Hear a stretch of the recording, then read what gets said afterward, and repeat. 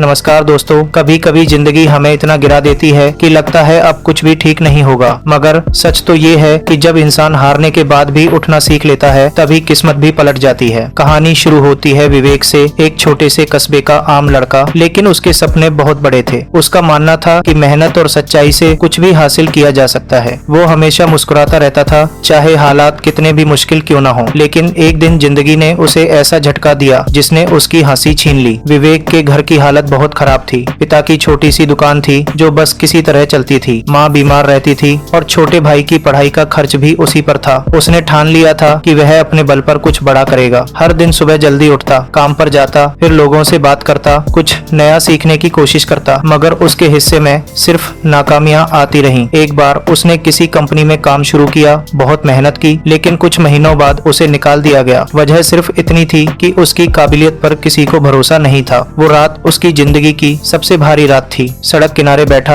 आसमान की तरफ देखता रहा। उसने खुद से कहा, शायद मैं फेल हो गया हूँ, शायद मेरी किस्मत भी साथ छोड़ चुकी है। लेकिन अगले ही पल उसके अंदर की आवाज आई, अगर सब खत्म हो गया होता तो तू अब भी सांस क्यों ले रहा है? तू अभी जिंदा है, इसका मतलब खेल खत्म नहीं हुआ। वो उठ खड़ा हुआ। अगले दिन से उसने तय किया कि अब वो किसी के लिए नहीं, खुद के लिए काम करेगा। उसने छोटे स्तर पर काम शुरू किया, गाँव के बच्चों को खेलकूद सिखाने लगा। पहले लोग हंसते थे, वो आदमी नौकरी नहीं बचा सका, अब दूसरों को सिखाएगा। लेकिन विवेक ने ध्यान नहीं दिया। वो हर दिन सुबह सूरज उगने से पहले मैदान में पहुंच जाता, खुद प्रैक्टिस करता, बच्चों को ट्रेन करता, फिर घर जाकर काम करता। धीरे धीरे बच्चे उससे जुड़ने लगे। उनके अंदर जो आत्मविश्वास आया वो देखते ही बनता था। एक दिन एक स्थानीय अधिकारी वहां आया। उसने देखा कि एक साधारण सा आदमी बच्चों को इतने जोश से ट्रेन कर रहा है। उसने विवेक से कहा, तुम ये सब इतने जुनून से क्यों कर रहे हो? विवेक ने मुस्कुराते हुए जवाब दिया, क्योंकि मैं जानता हूँ कि हार का दर्द क्या होता है। मैं चाहता हूँ कि ये बच्चे कभी वो दर्द महसूस न करें। उस अधिकारी ने उसका काम देखा और उसे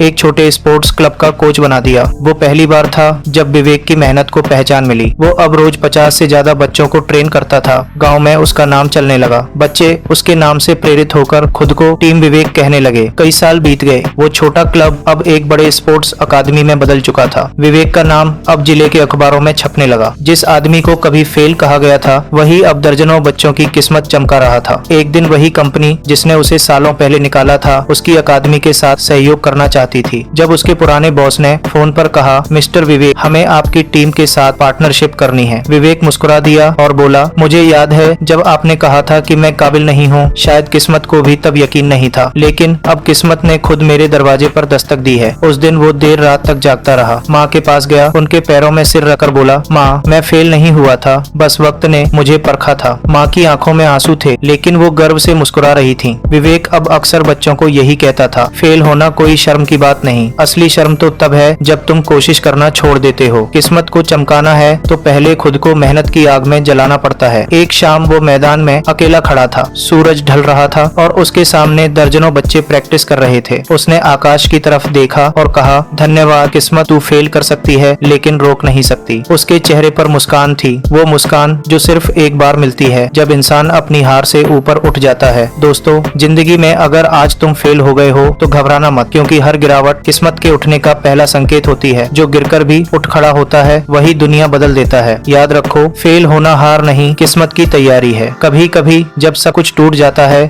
तब वही पल तुम्हारी जिंदगी का सबसे बड़ा मोड़ बन जाता है। और जब तुम फिर से उठते हो तो किस्मत खुद कहती है, अब तेरी बारी है चमकने की। यह कहानी आपको कैसी लगी कमेंट में जरूर बताएं। और ऐसे ही हौसला बढ़ाने वाली मोटिवेशनल कहानियां सुनने के लिए हमारा channel motivational story by SK अभी सब्सक्राइब करें और अपने दोस्तों के साथ शेयर करें।